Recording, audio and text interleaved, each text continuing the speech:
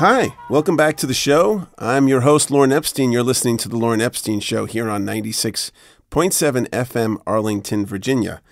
Today, I have an incredibly special guest. I just can't tell you how excited I am to have Dan Pink with us. So, way back when I wrote my book, You're Hired, the interview skills book, I asked Dan for a quote, and he was so generous. In fact, he wrote a really nice thing that is now on the cover of my book, and I've always wanted to have him on the show.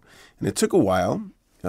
He's been busy, but recently, or soon, and he's publishing a new book. And if you've ever read any of Dan's books, you'll know it's quite fascinating. He's a thought leader, and he looks at things in a very detailed way, but they're things that affect our entire lives. They're not, even though they're business books, maybe they really are about living. And I'm going to just read something about Dan. So Dan Pink is the author of his new book, When: Scientific Secrets of Perfect Timing. His other books include the long-running New York Times bestsellers Drive, To Sell Is Human, and A Whole New Mind.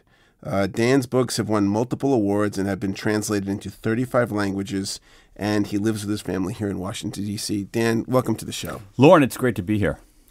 So I'm almost kind of like, well, where do we start? I mean, this new book is exciting. Oh, thanks. But, what inspired you to have this book become real? Well, this is a book about timing, and I wrote this book, as silly as it sounds, I wrote this book because I wanted to read it. I was making all kinds of when decisions in my own life, everything from when in the day should I exercise, when in the day should I do certain kinds of work, when should I abandon a project that isn't working, a whole variety of questions about timing. And I looked around to try to make those decisions better, realized that no single resource existed. Then I started looking into this incredibly rich body of science about timing and said, well, the only way I'm going to be able to read this book is to write it. So that's what I did. And I wrote it, and I read it, and it's not bad. When did you start writing it?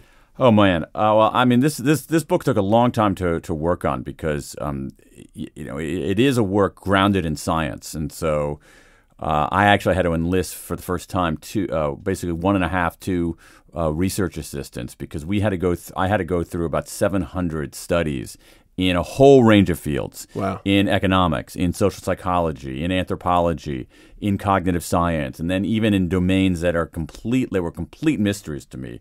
Endocrinology, anesthesiology, chronobiology. What's chronobiology? Chronobiology is the biology of our daily rhythms, of our circadian rhythms. And so that's a whole field that's incredibly germane to the science of timing. And so we had to go through all of these studies and then, distill them, wrestle them to the ground, forgive the mixed metaphor, and try to make sense of them and present it in a way that was useful to people in making their own when decisions. So who do you think I guess we all have problems making the decisions. What are some of the blockers that have us make the decisions at the right time? Yeah, well, I mean, I think the biggest block, Lorne, is that we tend to think, when we make decisions, we do give some thought to, okay, what am I going to do, right? We give some thought to how am I going to do it? We give thought to, in some cases, why am I going to do it?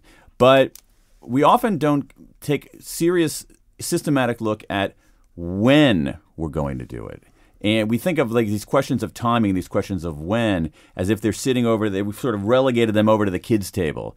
And in my view, if you look at the research, these questions of timing, these questions of when belong at the grown-ups table alongside who and what and how. They have a material effect on our lives. If you just look at the single unit of a day, time of day explains about 20% of the variance in our performance on cognitive tasks, on thinking skills. Okay, 20% of the variance in basically the difference between Fred and Ed, between Maria and Sally on cognitive tasks, we can explain through time of day. So 20%. Now that doesn't mean timing is everything, but it's a big thing. And we tend to not take these questions of when as seriously, and we ought to, because they have a material, I can't tell you in how many domains of our life they have a material effect on our productivity, on our creativity, on our health, on our emotional well-being, on the integrity of our justice system. It's really quite amazing.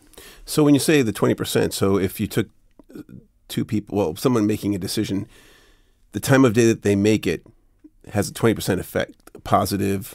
Well, it means that 20% of the difference in performance between these two people we can attribute to time of day. So the best choice is a 20% better than the person making the worst choice. Something like that.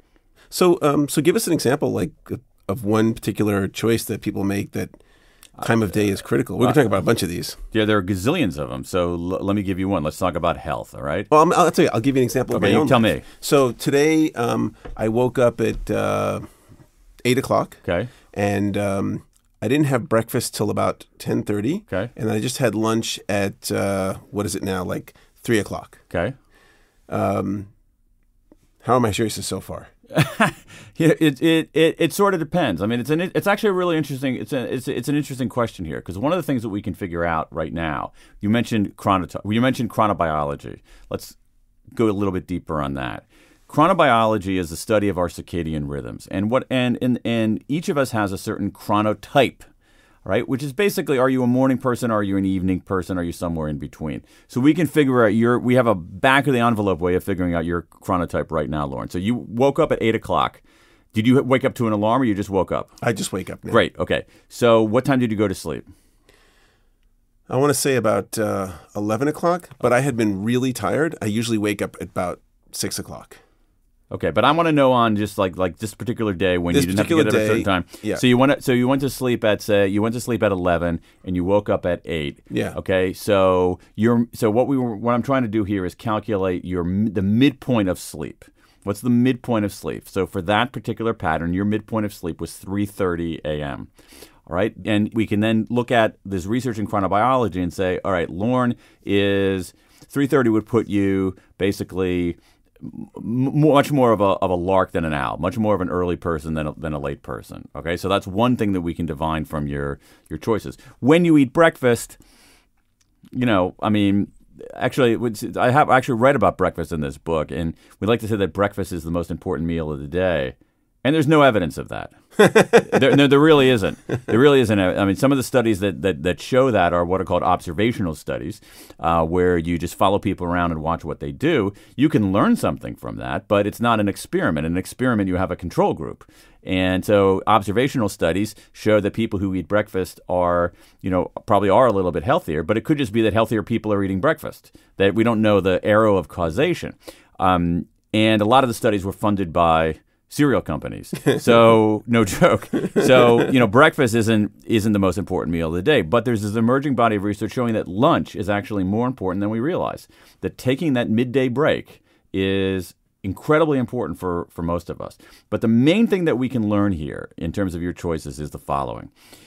If you look, there's some incredible amount of research, and you can get at it in different ways. There's studies looking at analyzing 500 million tweets. There are studies led by Nobel Prize-winning researchers that show the same thing, that each day has a kind of a hidden pattern, that there are essentially 3 acts in a given day. There, in terms of our own way to navigate it. There's the peak, the trough, and the recovery. The peak, the trough, and the recovery. Now, people like you who are morning people, okay? So you got people who are larks, and then you got people who are owls. Those are people who wake up later, go to sleep later. And then you have the vast majority of us, people like me, who are in between. Most of us are not strong larks. Most of us are not strong owls. Most of us are what I like to call third birds. We're neither a lark or an owl. And so for larks and for most third birds, basically, here's how the day goes. Mornings tend to be the peak. Early afternoon to mid-afternoon ends up being the trough. And late afternoon, early evening ends up being the recovery. Now, for people who are night owls, it's the reverse order. Recovery, trough, peak. But the most important thing about this pattern is that the research shows that we are much better off if we do certain kinds of work in each of those kinds of segments. So, in the peak, no matter when your peak occurs, you are much better off doing what we can think of as analytic tasks. Those are heads down, focused kinds of tasks. Writing a report, auditing a financial statement. Those are better done in your peak. The trough is pretty much good for nothing. And so what you should be doing during those periods is administrative stuff, answering email, filing, blah, blah, blah, filling out expense reports, whatever you have to, all the garbage that we often have to do during the course of a day. And then if you for that recovery period, you're better off doing more what are called dealing with insight problems that require creativity and brainstorming, things like that. And the problem that we have inside of workplaces, and you, Lorne, have worked in helped out a gazillion kinds of workplaces out there, is that we tend to think that all times are created equal, and we're not making a systematic effort to say, okay, we have corporate training programs like, here's how you do this kind of job. We work very hard to, in HR departments to say who you're going to do it with. We figure out, okay, what's your skill set and what are you going to do? But then we just neglect the whole when issue. We think that when you do your work, it doesn't really matter that much. And it does. And so that's one of the points of the book. Wow. I mean, that it blows my mind. I mean, and it blows my mind because I'm thinking, if now we're going to recontextualize work into how every individual, lives their circadian day, how do we work together? Great point. Great point. Well, basically, what we have is there's not that much individual variation. That is, most of us end up doing better. The roughly 4 to 5 of us have our peak in the morning. And so most of us are the third bird. Larks and third birds will do are better off doing their analytic heads down work in the morning. And so what does that mean if you're organizing a workplace? What it means is that you shouldn't be larding up the mornings with meetings. You shouldn't, and if you're an individual, so if you're running a workplace, you shouldn't, have all kinds of meetings stuffed into the morning, because your people are better off doing those heads down, focused kind of work then.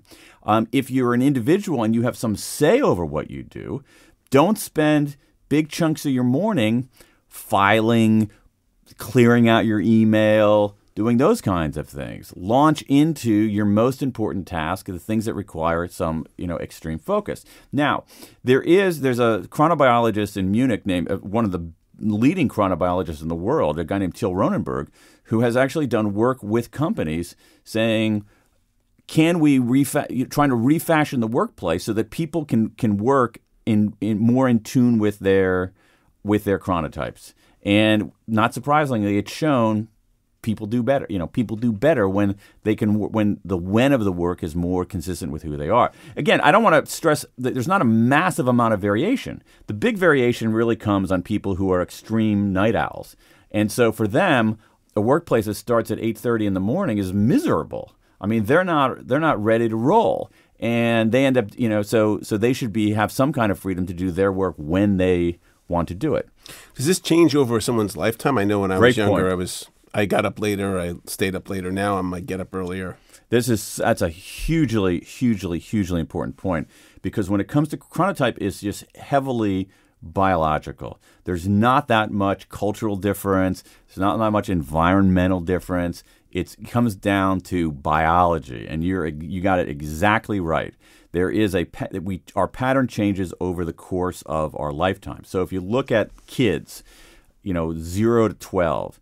They are very larky. I mean, when my kids were that age, they were getting up so early. It was horrible, all right? So they are very, they're very larky. But then around puberty, around adolescence, there is a marked change in chronobiology in almost every human being. And the change is essentially a shift later by literally a couple of hours. So you wake later, you go to sleep later. I've got a 15-year-old son. 7 o'clock in the morning is not his ideal time. And it might be his ideal time when he's 35 or 45, but when he's 15, So there's a period of intense owliness between about 14 and 24, and then we start reverting, become a little bit more larky. There's also big differences there are differences between men and women. Men tend to be a little owlier, women tend to be a little bit larkier. But it's a hugely important point, and the point about time of life goes to, this incredibly important issue of school start times. You have you have evidence, piles. This is not a new issue, but what's distressing about it is that there are piles, mountains of evidence showing that starting school, as you were implying, for adolescent kids in late middle school and in high school, teenagers basically, starting school for teenagers at 7 o'clock in the morning, 7:30 in the morning, is a monumentally bad idea. I mean, the evidence is overwhelming. You have research from the Centers for Disease Control saying starting school early leads to greater dropouts. It leads to more teen car accidents. It leads to greater depression. It leads to greater problems with obesity. You have the American Academy of Pediatrics. I want you to think about this for a second. The American Academy of Pediatrics. Imagine that as all of the nation's pediatricians linking arms. In 2014, they issued a statement, policy statement, saying, please, please, please do not start school for teenagers before 8:30 in the morning. Average start time in American schools for teenagers, 8:03. And so it's one of those situations where it's like, and you have these adults who, exactly to your point, who are like, well, I get up at 6:30 or 7. They're lazy, and that's not the case. Like, when you begin the day has a monumental effect. And forgive me for getting so agitated about this, but it makes me just want to scream, because it's not even a close call. The school districts that have done this, that have moved back start times, and we're not talking about starting school at 1 in the afternoon or at noon. We're talking about starting school at 9:15 rather than 8:15. Right. Those schools have seen lower dropout rates, higher test scores, fewer accidents on the highways for students, reduced levels of depression, better physical health, and it turns out to be incredibly cost effective. So, is there an adoption for this? Is there a velocity that's going forward to? You're kind of slow. Yeah. There are some. And here's the thing. We get these evidence from school districts that have changed. I've talked to some, in talking to superintendents, what they'll tell you off the record is that, of course, it's crazy starting school so early for teenagers. But superintendents, there's even like a turn of phrase in the superintendent mafia out there that says, okay, there are 3 things you don't mess with: bells, buses, and balls. All right, and so when you change the schedule, all hell breaks loose. And so you have to reconfigure the bus schedules. The coaches don't like it because kids then have to be in school later, and therefore there's less time for practice. Many parents don't like it, even though it's not good for their kids, because they want to be able to drop off their kids at a certain time and go to work. So it's one of those. It's enormously frustrating, because when you look at the evidence, it's not a close call. It's like there's not you can't have an argument about this. It's like, okay, start school later for teenagers. And the only reason that we're not there are 2 reasons that we're not doing it. One of them is basically a lot of schools are organized for the convenience of adults rather than the education of children. The other reason is that, going back to what we were talking about earlier, Lorne, we don't take these questions of when seriously enough. And yet they're leading to all of these deleterious consequences for young men and women. Is there a biological reason for this as human beings? Part of our daily circadian rhythms, it's a function of a lot. Our biology is obviously very, very complex. When it comes to performance, it has to do with daily changes in hormone levels, but particularly daily changes in body temperature. That actually I was surprised by that, plays a big role. The main cause for the change in chronotype for adolescents is hormonal, just basically a change in the hormonal cocktail that is coursing through their body, which obviously has other effects on their life as well. I noticed that when I was a kid, my parents seemed to not sleep much. And now that I'm kind of in their age range, I don't need to sleep as much. Yeah. There is some truth to that.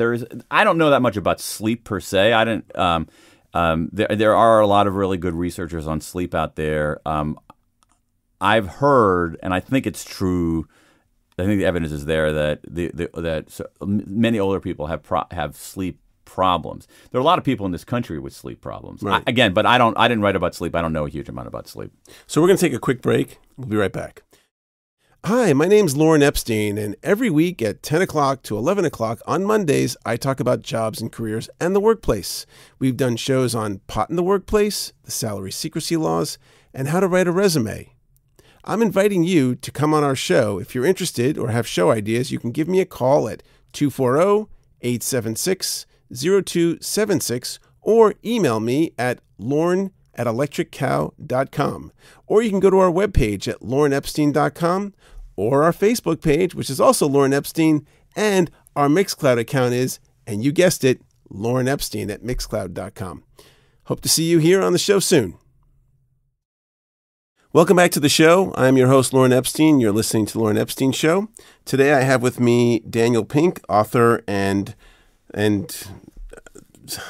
think in a way, creator of the zeitgeist, talking about timing. So one of the things that I was curious about, is timing affected by seasons? Does the time of year have an effect on this? Yeah, you know what? I didn't look into that a lot. What's really curious, and it's weird, I don't have a good explanation for it, is your chronotype is affected in part by the season in which you were born. Really? Yeah, I know, it's crazy. So, but I didn't write so much about that. I mean, I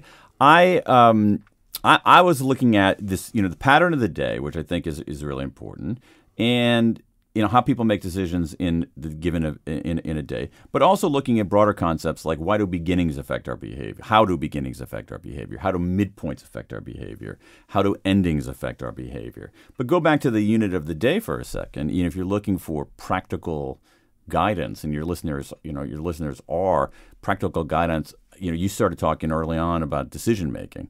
I'll give you one piece of practical guidance that I now this has changed how I do a lot of things. One piece of practical guidance, and it's this: if you can avoid it, do not go to a hospital in the afternoon. It is shocking.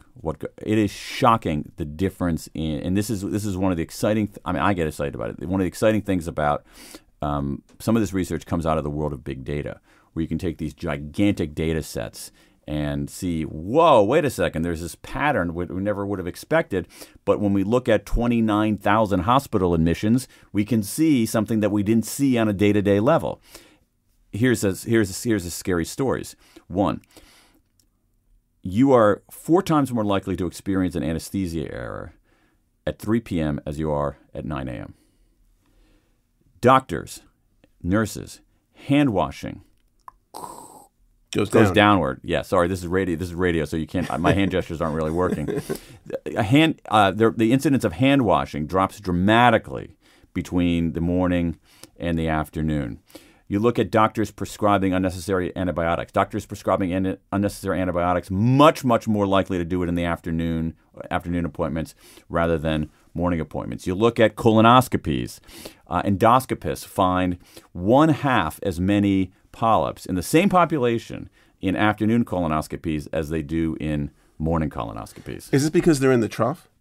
That's part of it. That's a big part of it, and most of us don't perform very well there.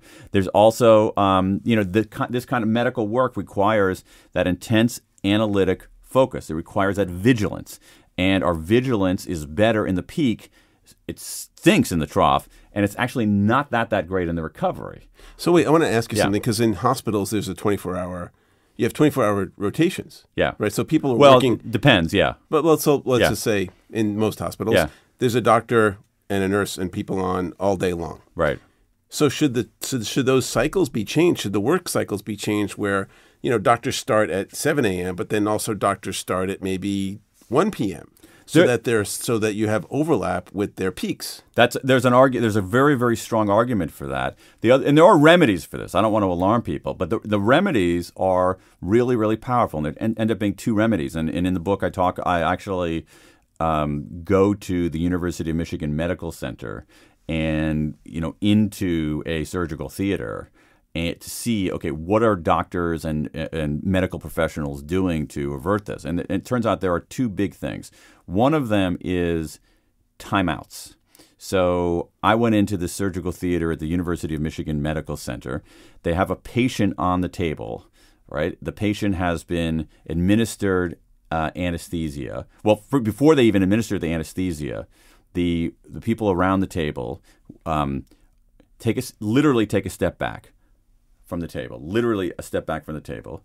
They introduce themselves and they go over a checklist of everything that needs to be done. They prime themselves. Yeah. Well, they basically take it. They do a timeout. All right. They take a timeout. They stop back and say, okay, we recognize that, especially at this time of day, we could make mistakes. We could make some slippage. Our vigilance has decreased. We can boost our vigilance by systematically going through steps. And they have cards that are attached to their waist with the list of the steps. So they administer the anesthesia. Then before the first cut, same thing again. Take a step back, go through the list. And these kinds of timeouts have been powerful in alleviating surgical errors, especially in the afternoon. The other thing that we can do to... So I want to talk about that for a second. So that's really interesting. So the concept in bias is called priming, when you prime somebody. Yeah. Is this kind of what we're talking about here, in a way that you're priming people to kind of reset their expectations? It's an interesting way to put it. Yeah. I mean, I think that's part of it. Yeah. I think what you're really doing is you're saying... kind of resetting back to what may be automatic in the beginning of the peak. Yeah, exactly. And you're artificially creating a peak. Exactly. Well, that's a good way to look at it. What you're doing, in a sense, is you are replenishing people's vigilance. That's really interesting, because if you can teach people how to create their peaks and create their troughs and create their recovery periods, then in some way they're not necessarily controlled by their unconscious mind.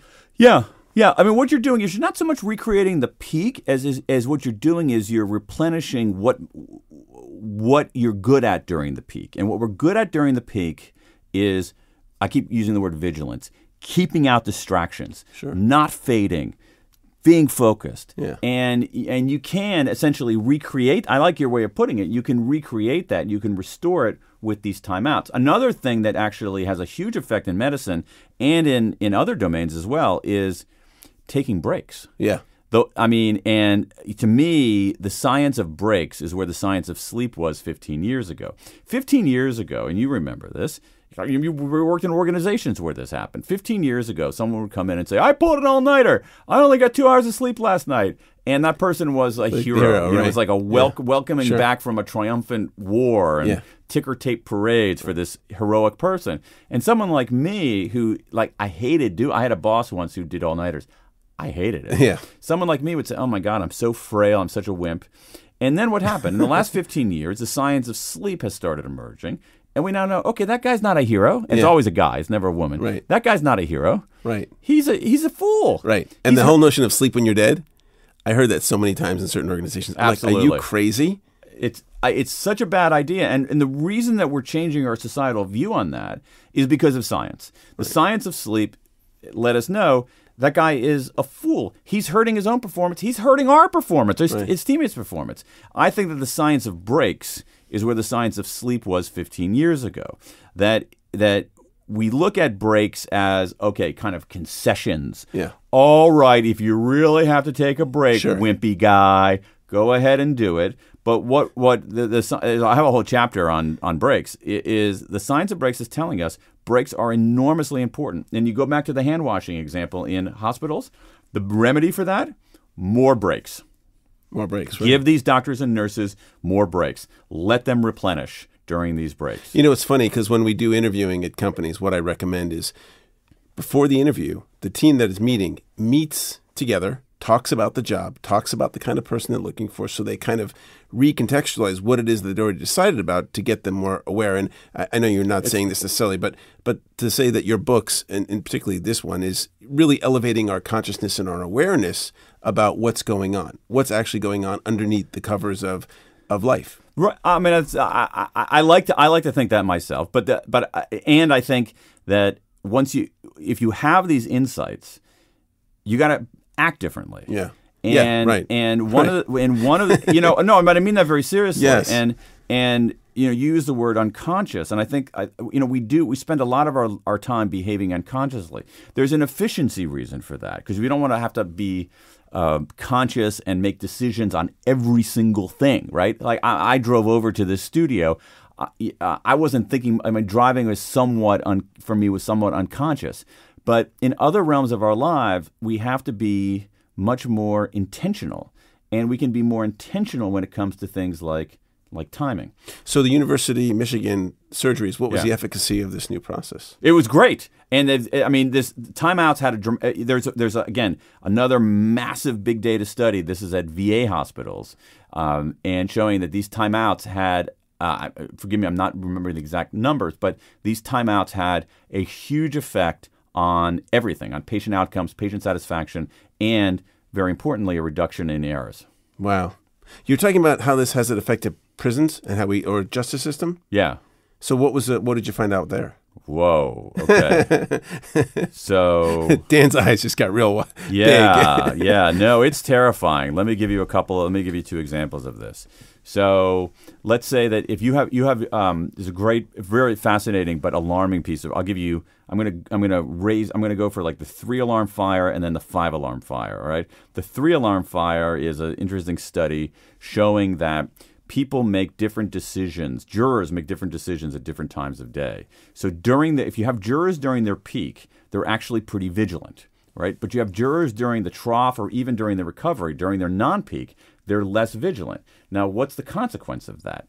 There are experiments out there showing that if you give jurors the same set of facts, it's a criminal trial, say, you're going to give them facts in criminal trial. They're a juror who is deciding whether someone has committed a crime. But you have the same set of facts, exact same set of facts. The only thing different is that in one instance, the defendant's name is Robert Gardner. Is it Garner? Yeah, Robert Garner. Robert Garner. And in the other case, his name is Roberto Garcia. And what you find is in the exact same set of facts, if you have jurors decide in the peak, they treat Garner and Garcia the same way. If you have them make decisions in their non-peak, trough or recovery, they are more likely to find Garcia guilty than Garner. All right, that's alarming. Wow. But wait, there's more, because it's even more alarming. There is a now very famous study of judges in Israel. These judges in Israel they're parole judges. So so prisoners come to them, come before them, and these judges decide, you, prisoner Lorne, are going to, should you be permitted to leave prison, before your sentence is fully up? Or let's say, you're being monitored. Should you continue to wear your ankle monitor? Right? So these are decisions literally about people's liberty. And what it shows is that when you take there's this pattern. At the beginning of a session, judges actually are fairly lenient. They're likely to offer parole. But then as the day wears on, even as the morning wears on, your odds of getting parole, it's like a decline markedly. It's just like an exponential decline. It's not quite exponential, but it's a market design. Right. A market decline. All right. That's pretty bad. But here's what happens. Then you give the judge a break at late morning, maybe I don't know what judges do on their breaks, but, have a little apple juice or cookies or something like that, whatever they do, play around in the digital jungle gym. And then they come back from the break. I like that digital jungle gym. They come back from the break and they're much more lenient. And then it starts to deteriorate. Give them another break, say for lunch. They're restored. They start back up again after lunch, being much more lenient, and then it deteriorates. And so the point of all this is that if you are coming for parole. Okay, now let's just think about what parole is. I mean, sort of the lawyer in me and the moralist in me wants to put a very fine point on it, which is that parole is whether the state will imprison you, whether you as a human being have liberty or not. It's a big frickin' decision, right? If you come to a judge right before a break, you're probably going to stay in prison. If you come to a judge right after a break, your odds of leaving prison are far higher. That's another instance of why this is. I think it shows you the power of breaks, but it also shows, whoa, wait a second. We mete out justice not only on who people are, what they did, but on this kind of invisible factor of timing and when that has a huge, huge effect on outcomes as serious as whether a human being is going to have liberty or not. So let's talk about breaks, because you've talked about breaks a bunch. What does a break mean? Yeah, that's a great question. It can mean different things. If you think about the question of, okay, how long should a break be during a day? I don't know. I don't think the research is good enough to say there are some people out there saying you should work for 52 minutes and then take a break for 17 minutes. The ideal break is 14 minutes. The ideal work, I don't think that evidence is right. What we do know about breaks, though, is that you should take them. Okay, so and I can't prescribe a certain length break because I don't think the evidence is there to tell us that. But we do know more about breaks. We do know certain design principles about breaks. We know that social breaks beat solo breaks, that people are more restored with breaks with other people than they are by themselves, even introverts like me. We know that, and I don't think this is a shock to people, we know that breaks when you're moving, walking, doing something, are more restorative than breaks when you're not moving. We know that breaks, I was blown away by this research. We know that breaks involving nature are much more restorative than breaks that don't involve nature. So, like, I wouldn't take a break in this windowless studio where would have, if you were kidnapped and put here, you would have no idea. Right. Is it night? Is it day? Is it 70 degrees outside? Is it below zero? Right. Which is here in D.C. is a common workplace. It's a very common workplace. It's a very common workplace, and there's even evidence showing, like, if you can't go outside for a break, it's actually a little bit better if you just go and sit and look out a window where you can see a tree. Yeah. And this is, I think, extremely important, and I'm sure you've encountered this in your work, is, in this world where we're tethered to our phones, fully detached beats semi-detached. So it's not a break if you are walking around outside answering your email on your phone. Right. It is, you have to be fully detached. And so what I've started doing myself is making a break list, basically scheduling my breaks, like on a to-do list. Write down. I like to write down 2 breaks I'm going to take that day. And what do you do for your breaks? What I'd like to, depends on the weather, depends on timing, depends on circumstances, things like that. What I like to do is get out and walk. So I work at home. I work in the garage, refurbished garage of my house. My wife also works at home. So oftentimes I'll say, okay, I'll say to her, hey, do you want to take a walk at 2:00? And we'll just walk around the neighborhood. We won't talk about work. We'll talk about our lives, our kids, whatever. So I like to walk. Another break that I would take is something like sitting down on a couch for 10 minutes and reading the sports section. I unfortunately am not a sports writer. I don't own a major league team, so the sports section of the Washington Post is not like my work. So it's a detachment for me, and so I'll sit down and read the sports section for 10 minutes. So how can I figure out what bucket I am of, what my peaks, my troughs, and my recoveries are? Because you were kind of saying, when's my midpoint of my evening, and there are a couple of ways. One thing that you can do is what we just did, which is take your midpoint of sleep on what chronobiologists call free days. Those are days when you don't have to wake up at a certain time. Oh. So your midpoint of sleep. So if your midpoint of sleep is not a work day, but like a weekend day, unless you work on the weekend. Right, exactly. So if your midpoint of sleep is 3:30 or earlier, you're a lark. If your midpoint of sleep is 5:30 or later, you're an owl. And if you're in between, you're a third bird. And most of us, as I said, fall into those. About 4 out of 5 of us fall into those first 2 categories. If you're in those first 2 categories, it's peak, trough, recovery. If you're in that latter category, it's recovery, trough, peak. So if I go to my boss and I say, hey, look, I just want you to know, Dan Pink told me that I'm a lark, or I'm a this, and this is how it needs to happen. And they're like, what? Dan who? Yeah. Lark what? Well, you got to come to work at this time. You got to get your job. It's a really good, but that's a meaningful issue. I mean, it really is, because most people don't have full control over their work schedule. So what can you do in those circumstances? There are a couple of things that you can do. Number one is that you can work the margins, right? So for instance, let's say that and I have a lot of empathy for people who are owls, because I think that American white-collar workplace, for the most part, is geared toward larks. People, it's like you're admired for showing up early. You got to get, And so if you are an owl and you're working in a traditional workplace, let's get specific here. Let's say that you are an owl and you have an 8:30 meeting. Okay, that's miserable for people. If your midpoint of sleep was 5:30, 8:30 is not ideal for a meeting for you. So what do? I think you can take some preventive measures. Number one thing that so let me give you some examples of this.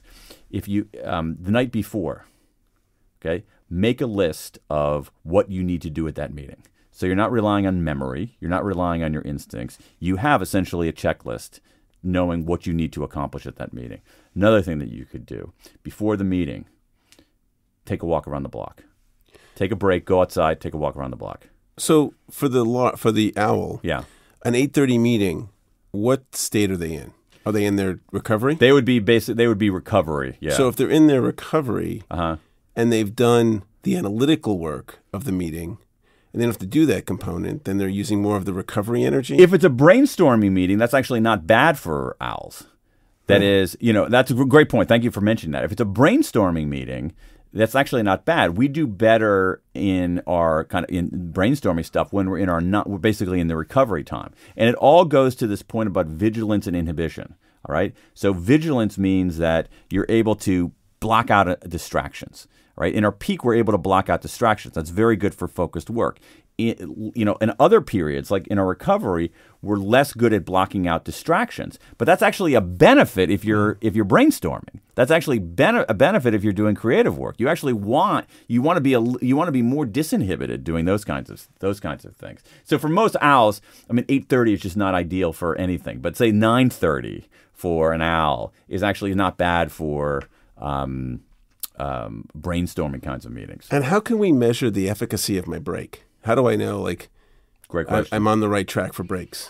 Given that you said a lot of these things you needed big data, and it's very. I think it's very hard to do. You can do. Scholars have done it in experimental settings, and they've done observational studies of companies that have instituted breaks, before and after. But at a unit of one for an individual, I think it's very hard to demonstrate it.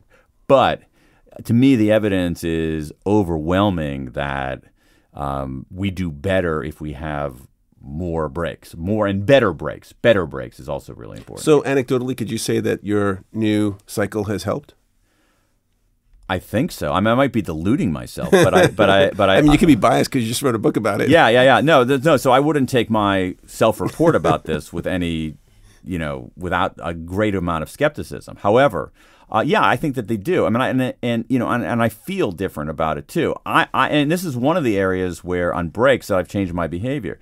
I was always more likely to power through, and that could just be a mix of being an American male and having this kind of hyper Puritan and hyper masculine approach to work. That powering through is how you do it, and it's not. And here's the thing: I think the bigger point here is because you were saying before, beginning of the conversation, was it's 20% variance in time of day and our effect on people's behavior. Right, yeah. And so we're satisfied with failing. That failure rate, obviously we are, right? Because that's what we're doing. Well, that's a great point, and I don't think we don't know that we're doing better. It's sort of like if you live in a place that rains all the time, you think, oh, it just rains, and then you go somewhere and it's not raining every day. You're like, holy moly, how did I not know about this? Right. And so I think it's a similar kind of phenomenon. But when it comes to when it comes to breaks, we have to think of breaks not as a deviation from performance, not as a deviation from professionalism, right, but as part of professionalism. Right. Part of being a professional is taking breaks. And here's the thing.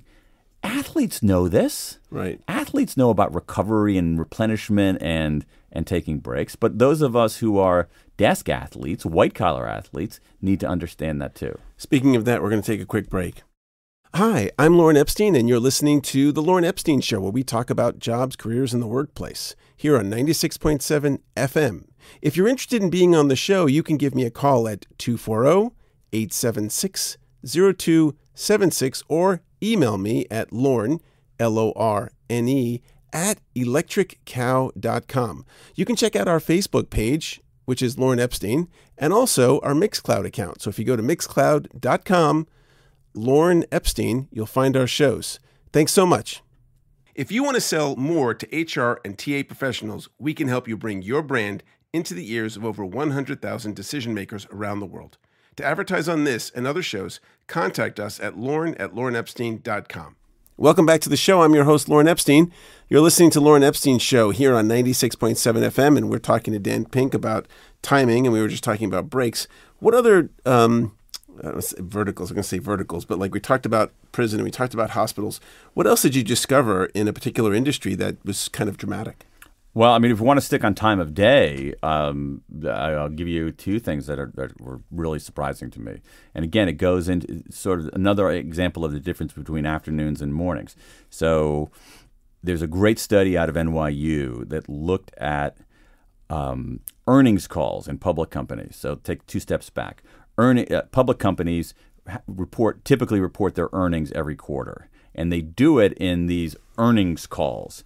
Phone call. Yeah, a phone call, but it's a conference call. So what they'll do is that they'll gather the senior executives, usually the CEO and the CFO, maybe the COO, the senior people in only public companies because they have to report their earnings, and they will have an earnings call, and on the other end of the call will be stock analysts, sometimes press, and we see this in the newspaper and on TV. Apple reported an increase in 4 cents a share in their earnings, and their stock rose 14% on the news. So these earnings calls they're public because they're public companies, and these earnings calls are recorded, but they're also transcribed. So what these researchers did is they took the transcriptions of, I think it was like 20,000 earnings calls. Wow. Okay. There are these programs now where you can take large amounts of text, throw the large text in there, and what it will do is this program can evaluate essentially the emotional content of the words. So disappointed. Oh, that's more negative. Happy, that's more positive. All right. So, and so they take these, and that's a lot of words in 20-something thousand calls. These calls are usually an hour long. Throw them into this program, and what do they find out? And it's all the words that the C-level executives have said. Yes. Exactly. Well, no, actually, the other ones too, because the analysts ask questions. So the analysts, but the bulk of it is the majority of it is the executives talking about things, and also, but a big part of it, just to be fair, is the analysts saying, "What about this? What about that? What do you expect here? What do you expect there?" What they found was something rather startling: that even if you control for the earnings themselves, even if you control for market conditions, basically the fundamentals that seemingly drive stock price, even if you control for all these things, earnings calls... And when you say control, so listeners understand what that means, is that you're basically taking that out of the main equation and saying it's neutral. Precisely. We're saying we're going to do there are statistical techniques to say. So let's say a company is saying, "Oh, our earnings are way lower than we really expected, and we're in big freaking trouble." Okay, versus a company that says, "Hey, our earnings are great, we're in great shape." All right, if you control for that difference, which is obviously going to make a big difference in the emotional content of it. Even if you control for that. Earnings calls in the morning were more positive than earnings calls in the afternoon. Wow. Even if you control for that, to the point where it affected, in a short-term way, the stock price. Exactly. Wow. So think about, and this is a paper done by these academics. These academics never like to advise people on what to do, and even these academics in this paper say, this suggests that companies should do their earnings calls in the morning rather than the afternoon. So that's fascinating for so many different reasons, because do the companies know this? Is this published? Yes. And our companies, have they changed? Has there been any kind of... I don't think so. Yeah, this is a paper. You could find it. You can find the paper. I mean, give me a second. I'll give your listeners the site. So you can go to Google and you So if you're listening to the show, we're talking about the function of when one should do whatever it is they're going to do. And it's really quite interesting to look at some of these bigger ones, like the prisons, that is a specific problem that we could address. Schools that we can say, okay, for these students over 14, let's start them at after 8:30, at 8:45 or 9 o'clock, and know without a doubt that we're going to have a better results. Well, I mean, I'll give you another one on. And if you own if you are a member of a public company at the C level, you better be listening to this right now. Get your Google out. Yeah, so I'm going to give you the site here. These researchers are at the Stern School at NYU. And Dan is going through his new book called When, which, by the way, Dan, when's it available? The book is. Thank you. The book will be at all reputable bookstores beginning on January 9th until, I hope, forever. And what about the unreputable ones? I don't. We don't distribute to those. So this is a paper. I'll just get. This is a paper by the researchers are Jing Chen, Elizabeth Demers, Demers, and Baruch Lev, Lev. And so just if you Google those three names, one title that they've used in one of their publications is "Oh, What a Beautiful Morning." Diurnal variations in executives and analysts' behavior, evidence from conference calls. So that should be enough for all of you people to use the Google to find the paper itself. But again, not to obsess over afternoons. Let me give you one more one. So Francesca Gino, who's at Harvard, and two Danish researchers looked at Danish standardized test scores for elementary school students. Right. So and again, big data. Here's what happened. They in Denmark, students take standardized tests, and they take them on computers. They don't take them as we took them on pencil and filling in bubble forms, and so they take them on computers. But most Danish schools have more students than computers, so everybody cannot take the test at the exact same time. So they are randomly sorted. Some kids take the test in the morning. Some kids take it in the afternoon. I think you know where this is going. Drum roll, please. I think you know where it's going. Students who take the test in the afternoon do worse than students who take the test in the morning. Elementary school students, and to the point where taking a test in the afternoon is equivalent to missing a few weeks of school. So, Dan, what else did you find? There's so much stuff here. We could be talking for days. I mean, beginnings have a big effect on our behavior. So how something and I don't think that's a shock. How something begins matters. But you can even look at things like the difference between graduating in a recession and graduating in a boom economy. And how'd that affect people? It shows up in people's wages 20 years later. So if you have two people who are basically the same, and one graduates from college in a recession, one graduates from college in a boom time, the one who graduates in a boom time is, on average, more likely to have higher wages 20 years later. Wow. It's crazy. All right, so that's beginnings. Midpoints are fascinating. So you have even things like in the NBA, teams that are ahead at halftime are more likely to win. Not that big of a surprise, but there's an exception. Teams that are behind by 1 point are more likely to win than teams that are ahead by 1 point, because being a little bit behind at the midpoint can galvanize our behavior. So there's all kinds of just great stuff on how endings affect our behavior. There's even great material on, I think it's great. I'll let the readers decide whether it's great. But I have a whole chapter on how to group synchronize in time.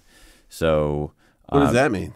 Well, it means like I write about these. I went to Mumbai, India to write about these guys called dabawallas. So in India, people like to have for lunch a home-cooked meal. Oh, right. Now, that's challenging when you live 25 kilometers from home. It's also challenging when you have to leave for work because of the insane commutes in Mumbai at 7 o'clock in the morning. So what happens? Usually men will leave for work in the morning at 7 o'clock, and then India is a place where even middle-class people often have cooks and helpers and domestic helpers. So the domestic helpers, or sometimes the wife or the mother, will actually cook a home-cooked proper lunch, hot. And what they'll do is they'll put the lunch into tiffins, these metal containers. So how do you get the lunch to the office 25 kilometers away? Enter the dabawallas, and these are guys who will come to people's apartments, people's homes, pick up these lunches, gather them up, deliver them to the desks of their loved ones 25 kilometers away, and they do it with 6 Sigma accuracy. But the people doing this, these Dabbawallas, typically have an 8th grade education, and they don't use any technology. They don't use barcodes. They don't use mobile phones. They use bikes and Mumbai's train system. So how are they able to coordinate in time in this incredibly synchronized way? And so there are a lot of lessons about that. If you look at choirs are actually end up being a really interesting study about how do groups form, how do groups cohere. And so there's some interesting principles of group timing. So how do groups like a choir synchronize? How do rowing teams synchronize? How do these Dabbawallas synchronize? How does the supply chain synchronize? And there's some principles of how groups synchronize that I think are pretty interesting. I became fascinated by the research on choral singing. Singing in a choir is pretty much as good for you as exercise, to my amazement, as someone who has never sung in a choir. As is physical exercise. Yes, it's crazy. When people sing in a choir afterwards, they report being happier, better mood. Okay, that's cool. What it also shows is that we put a large number of people. We take a blood draw and we look at your immunoglobulin levels. Basically, how robust is your immune response? Obviously, pretty important in fighting off illnesses, infections. So we measure your immunoglobulin levels. Then we have you sing in a choir for an hour. Then we measure your immunoglobulin levels again. They're higher. You have an improved immune response after singing in a choir. There's evidence that singing in a choir reduces depression. Fascinating evidence. It makes people behave better, more open to outsiders, more generous, and there are other physiological effects besides immunoglobulin as well. So what was your biggest takeaway from writing the book? I think the meta takeaway is that I myself have started taking these when questions seriously. I'm much more intentional about when I do things. So I've reconfigured my days. I take regular breaks. I'm much more conscious of getting to a midpoint of a project. And I intend to work in very project-based things. And so thinking about what happens at the midpoint, how can I make the midpoint not drag me down but fire me up? So one thing, as I said, you can imagine being a little bit behind. I'm very conscious of endings now because endings have a huge effect on how we remember entire experiences. And we didn't talk about this, but you're saying that there's something in your book about beginnings, middles, and ends. Right. Okay. So there's a chapter on beginnings, a chapter on midpoints, and a chapter on endings. So endings have a big effect on how we remember entire experiences. So when I look at just even encounters with people or even phone calls, I try to make sure that I'm conscious and intentional about the end because I think that it's going to affect how people remember things. And I know that you clearly you do this because you're passionate about it. You want to make a difference. You want to get this information out. What would be your overarching intention for those who are reading the book to do now? Really just to be intentional about these when decisions. I mean, what I'm trying to do at a meta level is invite when over from the kids' table to sit at the grown-ups' table because that's where it belongs. And it doesn't belong there for any kind of philosophical reasons. It belongs there because the evidence says it belongs there. And so that's my ultimate goal. But I think the goal, Lorne, in the books that I write is pretty modest. Like I just want people to see their world a little differently and maybe do one different thing to make their lives better. And that's it. And I think, I'm hoping that with this book, people will suddenly say, whoa, wait a second, timing is everything, but I can do something about it. And hey, you know what? I'm going to try to take a break, or I'm going to try to be more conscious of endings, or I'm going to be aware of midpoints and use them to fire myself up rather than bring myself down, or I'm going to move my company's earnings call from 3 p.m. to 9 a.m. Wow.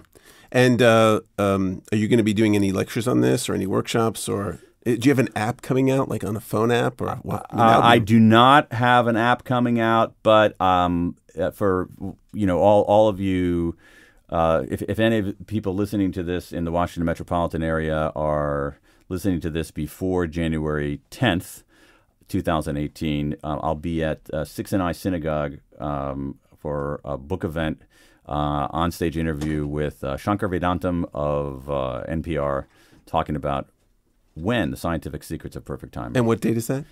January 10th at 7 p.m. at 6 and I Synagogue. I'll be there. Strangely, at 6 and I in downtown Washington. Awesome. Dan, I want to thank you for coming. How can people get a hold of you if you'd like? They can go to my website, which is www.danpink.com. And you should definitely go sign up for his newsletter. It's fantastic. It's actually a video that is about a minute and 10 seconds long with amazing tips and fantastic guests. Dan, again, thanks for being on the show. Lorne, absolute pleasure being with you. You've been listening to The Lorne Epstein Show. I'm your host, Lorne Epstein, here on 96.7 FM, and we'll see you next week at 10 a.m. on Monday.